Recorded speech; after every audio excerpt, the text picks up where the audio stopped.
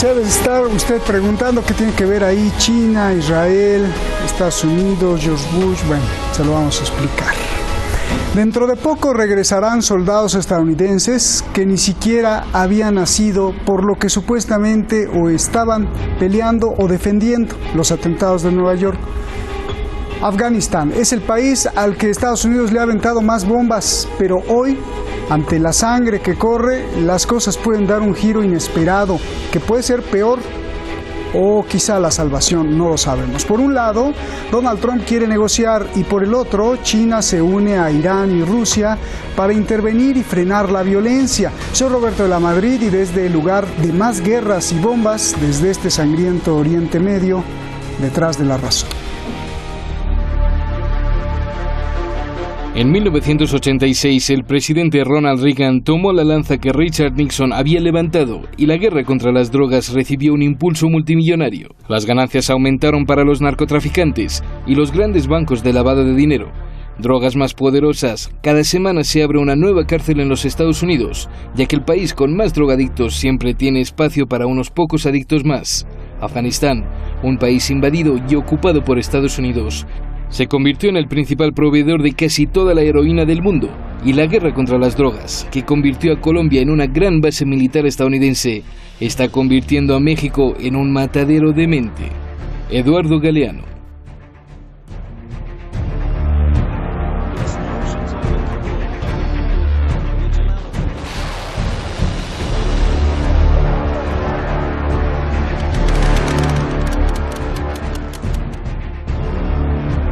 ...18 años y las cosas están peor. Los talibanes controlan 46% de Afganistán, más que en cualquier otro momento después de la invasión. Así quedó una boda, 60 muertos.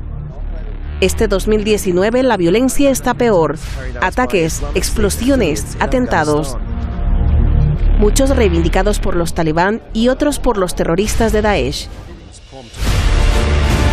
Solo de enero a junio, 1.300 muertos y 2.400 heridos, todos afganos civiles, la mayoría como daño colateral del ataque de Estados Unidos y el ejército de Afganistán. La guerra le ha costado a Estados Unidos más de $1 billón, 2.300 soldados estadounidenses muertos y 20.000 heridos. Trump invitó a los talibanes a la Casa Blanca en septiembre.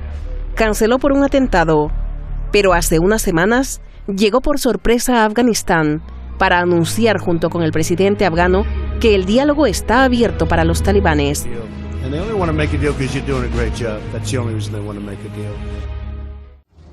Obama envió 100.000 soldados, pero Trump los redujo a 14.000. Los talibanes quieren que se vayan todos, incluidos los 8.000 de la OTAN. Estados Unidos pedirá a cambio una promesa de no albergar a terroristas. Estos países se unen para alertar sobre este acuerdo y para afirmar que la culpa de toda la violencia es de Estados Unidos. Irán, por su parte, denuncia que Israel y Estados Unidos están además apoyando y financiando a los terroristas de Daesh y que incluso han transportado a los terroristas por helicóptero desde Siria a su nuevo campamento de batalla, Afganistán. بیش از 40 سال است که افغانستان درگیر اشغال خارجی، جنگ داخلی و جنگ با تروریسم است. بعد از شکست داعش در عراق و افغانستان، یکی از دغدغه‌های امنیتی انتقال عناصر شکست خورده داعش از عراق و سوریه و افغانستان است. از این سرزمین برای طراحی و سازماندهی و اجرای اقدامات تروریستی خود در داخل افغانستان و همسایگان افغانستان استفاده نمایند. China e Irán también se unieron para expresar su deseo de intervenir para eliminar la violencia y exigir que el pueblo afgano sea el que decida.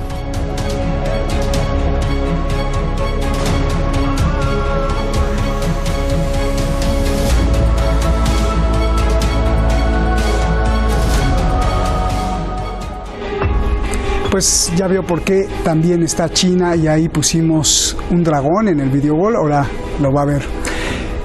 Vamos a recibir, muchas gracias como siempre a usted y siempre a usted porque está ahí en las redes sociales. Vamos a recibir al maestro Nicola Jadło, analista internacional allá en Valparaíso. Muchísimas gracias, Nicola, siempre un placer tenerte.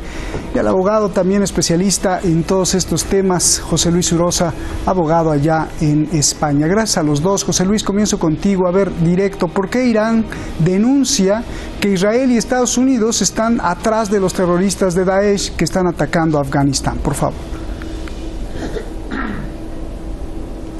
Yo sinceramente creo que la afirmación no es real, forma parte de la guerra de información y contrainformación que se está produciendo en Oriente Medio desde hace años, y yo creo que el problema de Afganistán no es un problema solo de un actor, es un problema de un conjunto de actores muy importantes, tanto regionales como globales, y lo que es preciso y absolutamente necesario es que se combata el terrorismo tanto del Daesh como lo que queda de Al-Qaeda, como lo que está produciendo el Talibán, que no es nuevo, es un movimiento que se desata en respuesta a la invasión de la Unión Soviética en su momento, que ha pasado por momentos históricos trascendentales y que consagró pues una de las peores dictaduras que se recuerdan en el mundo. La necesidad de intervenir tanto de las potencias regionales como de las potencias globales en la zona a mí me parece absolutamente imprescindible para garantizar los derechos humanos del pueblo afgano, y desde luego debe producirse un acuerdo global, como he venido defendiendo en múltiples ocasiones en la zona. No es una cuestión de echar tierra sobre la mesa de nadie, es una cuestión de que los grandes actores regionales y los grandes actores globales que hay implicados en la zona lleguen a acuerdos razonables para poder impulsar un proceso de paz, tras el proceso de paz un proceso de desarrollo razonable, y tras el proceso de desarrollo razonable la instauración de un régimen democrático que permita el respeto a los derechos humanos y sobre todo a las libertades, libertad civil, política, económica, de conciencia y religiosa. Si no se alcanzan acuerdos en esa materia por todos los implicados, seguiremos en una situación absolutamente dramática y echando tierra en la mesa del contrario, y sobre todo sin resolver el problema, con acusaciones cruzadas y con una situación de violencia absolutamente inasumible. Bien, a ver, Nicola, pues tu réplica para saber si esto es una cuestión de que no se pongan de acuerdo todos, y te pregunto por qué las cosas están peor que antes. 43% de los talibanes ahora controlan Afganistán. Es el peor momento después de la invasión del 2001 de Estados Unidos. Bueno, antes que nada, Roberto, un agrado estar contigo en un programa tan interesante como el tuyo. Gracias. Y bueno, frente a lo que tú me preguntas, te quiero decir de que Estados Unidos con Israel y Arabia Saudita crearon el Estado Islámico y crearon a los talibanes justamente para luchar contra la Unión Soviética en un inicio, y posteriormente aquí se puede aplicar el hecho de que los mismos hechos de que nosotros vemos en Siria y en otras partes, donde después de crear estos movimientos terroristas, Estados Unidos tiende a desecharlos, a dejarlos ya botados una vez que ya no les son más útiles. En el caso de los talibanes, Estados Unidos, aquí se produce una situación muy similar a lo que decía Mao. Mao decía: la lógica norteamericana es levantar una piedra y dejarla caer sobre los pies. Estados Unidos, cuando después de utilizar a los talibanes para sacar a los soviéticos, quiso quitarles la idea de seguir gobernando Afganistán, no lo pudo hacer y tuvo que inventar una guerra. De modo que esto, el empeoramiento radica en primer lugar, el deseo norteamericano de controlar una ruta importantísima para lo que es el comercio, la expansión del comercio chino, que es la nueva ruta de la seda. Eso por un lado. En segundo lugar, controlar el litio. No nos olvidemos que el principal productor de litio del mundo es Afganistán, junto con Chile, ¿no? Afganistán es el oro blanco que podría abastecer a todo el mundo de baterías, pilas para celulares, relojes, pilas para los automóviles eléctricos. O sea, es un negocio inconmensurable.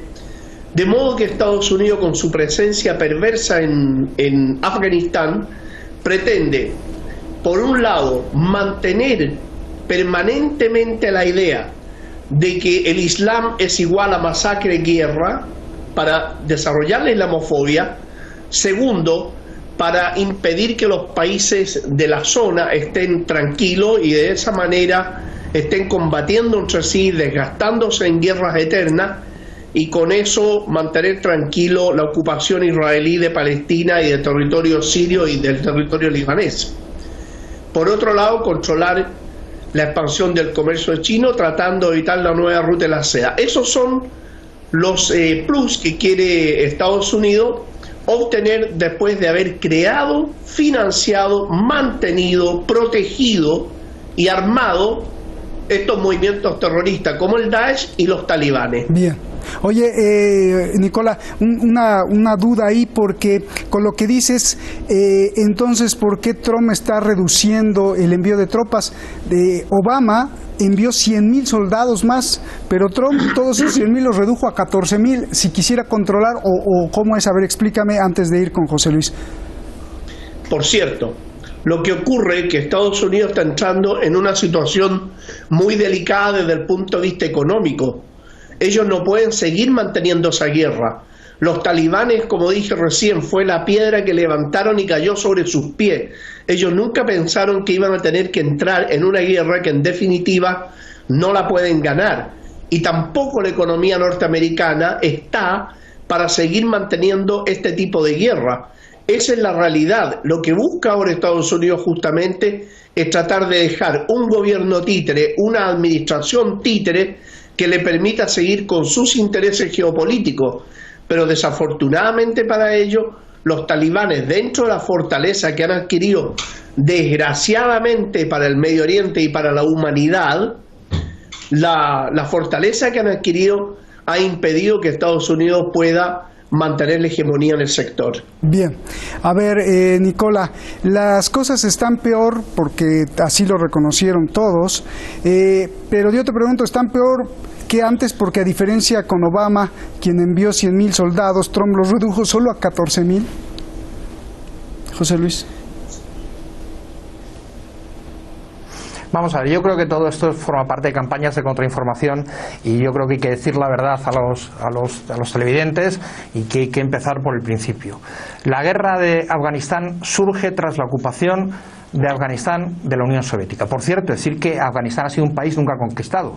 Por sus características del terreno, por sus características morfológicas, nunca ha sido conquistado. De tal manera que no es una novedad, y cuando se ha conquistado, pues han tenido que retroceder los que han conquistado el país, por cuanto es un país prácticamente imposible de llevar a cabo una conquista y sobre todo mantenerla.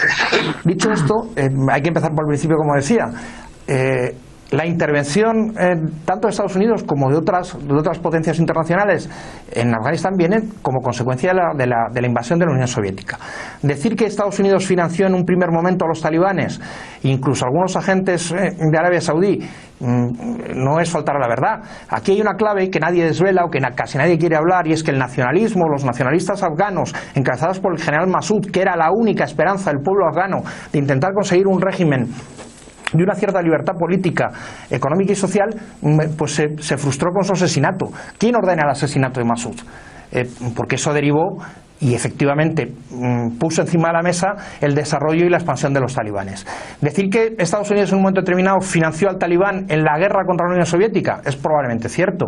Ahora, que después haya sido el responsable de las consecuencias que los talibanes, Al-Qaeda y Daesh hayan producido en la zona, a mí me parece no solo aventurado, sino simplemente una manipulación informativa. Dicho esto, sorprende el argumento de que, hombre, Estados Unidos combate al talibán y resulta, ¿quién está financiando al talibán ahora? ¿Quién es la potencia, o cuáles son las potencias que están financiando al talibán para mantener la situación que hay? En cuanto después al tema de que Estados Unidos retira las tropas porque la situación económica tiene una situación económica delicada, bueno, yo creo que no responde a la realidad. No solo no responde a la realidad, sino que el desarrollo económico estadounidense en los últimos años ha sido completamente espectacular. Cualquiera que vea los mercados financieros y la evolución de los índices más importantes de Estados Unidos, sea el Dow Jones, sea el Nasdaq o sea el propio S&P 500, pues se da cuenta de lo que estamos hablando. Llevan un periodo de crecimiento absolutamente impresionante, y la economía americana no solo solo no ha empeorado, sino que ha mejorado. Por cierto, si hubiera que hablar de otro factor geoestratégico, la ruta de la seda, lleva razón mi contertulio, que es una de las cuestiones más importantes que están encima de la mesa en este puzzle que hay en Oriente Medio y especialmente en Afganistán. China no atraviesa los mejores momentos económicos y la burbuja monetaria que tiene y en materia de construcción es completamente impresionante. De tal manera que yo creo que los análisis que hay que hacer son los que hay que hacer. Y además hay fuerzas en ese país que están condenando al país a una guerra permanente. Y hay agentes regionales y hay agentes globales que deben ponerse de acuerdo si se quiere llegar a un gran pacto que posibilite en un acuerdo multilateral la paz, el desarrollo y la democracia. Oye, José Luis, con lo que explicaste de la ruta de la seda, que también nos los explica Nicola, es la razón por la que ahora China se suma a Rusia, Irán, Tayikistán, Uzbekistán para tratar de calmar las cosas, porque es un factor importante para China. Pues claro, porque estamos ahora mismo en una política, y lo hemos hablado mucho, la doctrina exterior de todos los países en general, actores globales y regionales, ha cambiado muchísimo. Estamos en una situación de realpolitik, de buscar amigos y aliados más allá de situaciones de defensa y desarrollo de determinadas políticas. Y por tanto la ruta de la seda es un argumento principal y fundamental. Como lo son efectivamente otras situaciones. Uno solo tiene que ver cuál es el papel de los agentes regionales en los distintos conflictos que hay y resulta que algunos agentes que están perfectamente aliados en algunas zonas y por algunos motivos, pensemos en Qatar y su producción de gas, pues en otros lugares como el Yemen están pegando tiros y tirando bombas de la mano. El conflicto Arabia Saudí-Qatar en Qatar por el tema del gas, la intervención de Irán, de Turquía, de todos los agentes regionales importantes. No olvidemos que estamos en una situación de realpolitik, de intereses puramente, de defensa de intereses puramente, en muchos casos, nacionales y comerciales. Y desde ese punto de vista, desde luego, claro, la ruta de la seda es un factor de trascendencia importantísimo. Déjame no olvidemos que China es una dictadura absolutamente feroz en lo político, que no respeta los derechos humanos y que, hombre, entre otras cosas, cobra hasta las balas de los que fusila. Bien, a ver, Nicola, yo veía, ya ni te pregunto porque yo veía que había ahí muchas precisiones que querías hacer para ir construyendo o deconstruyendo las cosas. Por favor, Nicola. Bueno, en primer lugar, yo no sé de dónde él obtuvo la cifra del desarrollo espectacular económico norteamericano. Estados Unidos tiene 50 millones de pobres. Tiene un déficit calculado de 450.000 millones de dólares. Los homeless están ocupando las plazas públicas en la mayoría de las ciudades. Es decir, es uno de los países más endeudados y con peor desarrollo económico en este momento. Entonces, yo no sé de dónde él obtiene esa cifra. En segundo lugar, que Estados Unidos respete los derechos humanos, las libertades, me parece un chiste de mal gusto. Una broma de mal gusto. De las últimas 211 guerras que han habido en la humanidad, Estados Unidos ha estado presente en 201. Estados Unidos es el país que más golpe de Estado ha provocado en el mundo. Es el país que más impone dictaduras en el mundo, como lo ha hecho en América Latina.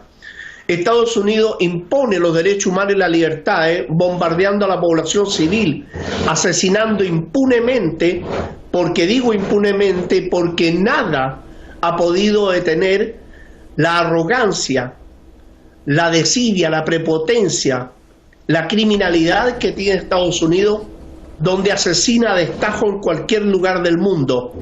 Estados Unidos bombardea población civil en Siria, bombardea población civil en Irak, ha invadido cuanto país ha habido por delante. Yo no entiendo si a ese país le llaman defensor de la libertad, la democracia y los derechos humanos, es decir, estamos absolutamente en un culto al absurdo, en un culto al ridículo, en un culto a la mentira.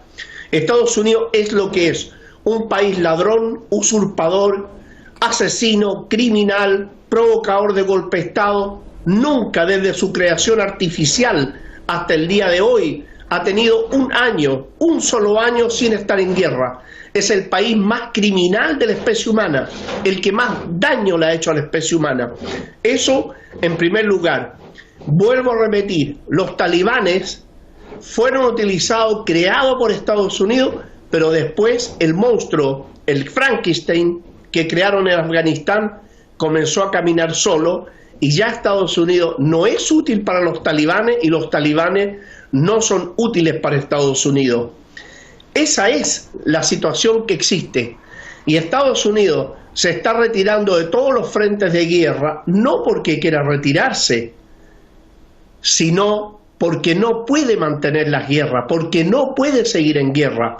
A Estados Unidos le pasa lo que le está pasando a Israel, que es un país que no puede vivir en paz y tampoco puede vivir en guerra. Y la economía norteamericana, frente a los bloques económicos que se han producido en el mundo, sobre todo la Organización de Cooperación de Shanghái, que ha ido desplazando a Estados Unidos los mercados y al mismo tiempo desplazando al dólar como moneda de transacción internacional, hacen que cada año que pasa le clavan al ataúd del imperialismo norteamericano otros clavos más.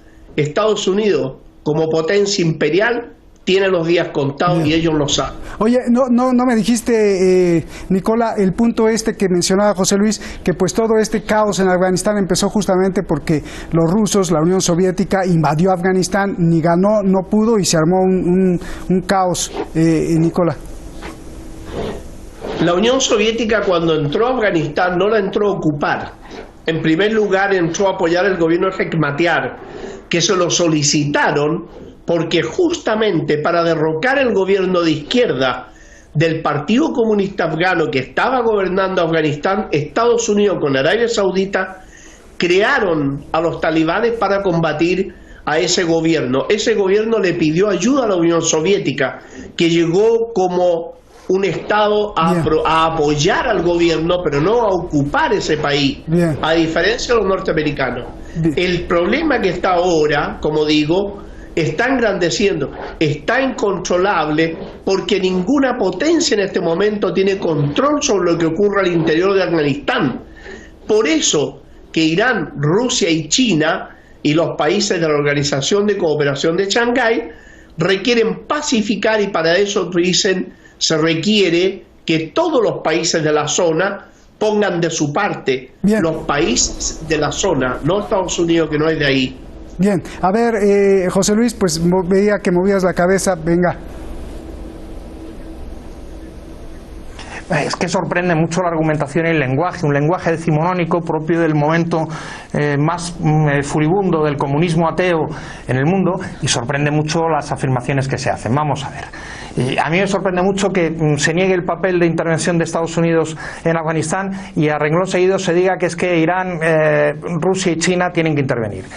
A mí me parece que yo creo que todos los agentes globales y regionales tienen que intervenir. Pero hombre, calificar el tema de la intervención de la Unión Soviética, la ocupación de la Unión Soviética de Afganistán, en defensa de un régimen absolutamente dictatorial y criminal, como una intervención que se pidió, bueno, pues suena mucho a cuando en los países del bloque del Este Rusia intervino en Hungría, Rusia intervino en Polonia y Rusia intervino efectivamente llamado por gobiernos absolutamente deslegitimados de origen y de ejercicio. De tal manera que a mí me parece que las cosas hay que llamarlas por su nombre y que, hombre, uno no puede defender una dictadura comunista y quedarse tan pancho. Defender regímenes donde no existe ni la libertad de conciencia, ni la libertad política, ni la libertad económica. Y a mí me parece que lo que hay que defender son modelos, desde mi punto de vista, que defiendan los derechos humanos, la libertad política, la libertad social, la libertad económica y la libertad civil. Y si no estamos en esas, difícilmente podremos resolver o difícilmente podremos contribuir a resolver determinados conflictos. Bien. Que Estados Unidos financió inicialmente a talibanes y sobre todo al general Massoud, no hay ninguna duda, pero lo hacía en defensa de los derechos humanos en la zona. El régimen comunista al que, bueno, en un subterfugio maravilloso nuestro contertulio dice que es que le pidió ayuda y fue a respaldar al gobierno, aquello fue una ocupación en toda regla. Bien. Y el pueblo afgano reaccionó, y además desde mi punto de vista de una manera heroica, como pocas veces se ha visto en la historia, frente a una dictadura absolutamente brutal y criminal. Gracias, nos vemos, nos vamos. Me encantarían 3 horas para que siguiéramos aquí discutiendo y hasta tomarnos un cafecito. Gracias, José Luis, gracias, Nicola, abrazos. Faltó decir lo que ya veníamos diciendo, ¿no? De que, pues, como Galeano nos ha dicho y como también aquí lo hemos dicho, que quizá los soldados de Estados Unidos nunca fueron a ganar nada a Afganistán, sino al revés, a perpetuar una y otra vez la guerra para que con esa cortina de humo pudieran saquear principalmente y empezando con la heroína, y así pues nadie les diga nada. Eso lo veremos más adelante. Quiero cerrar parafraseando y también agradeciendo a Eduardo Galeano, que iniciamos con una cita de él. Mire, el mundo es tan siniestro, más bien la organización de los que mandan, haciéndonos creer en la democracia. El Fondo Monetario Internacional es quien en realidad manda sobre todos los gobiernos del mundo. ¿Y por quién está conformado? Por 5 países. La Asamblea de la ONU está formada por casi todos los países, pero ellos solo formulan recomendaciones, no mandan. ¿Quién decide? Quien decide es el Consejo de Seguridad de la ONU. ¿Y quién manda ahí? Los que tienen el poder del veto, que son los mismos 5 países. Ellos dicen que están para cuidar la paz del mundo, de las guerras y de las armas. ¿Y quiénes son los productores más grandes de armas del planeta? También esos 5 países que dicen defendernos de la guerra. Los 5 son, ya lo sabe usted, Estados Unidos, Rusia, China, Reino Unido y Francia. Buenas noches.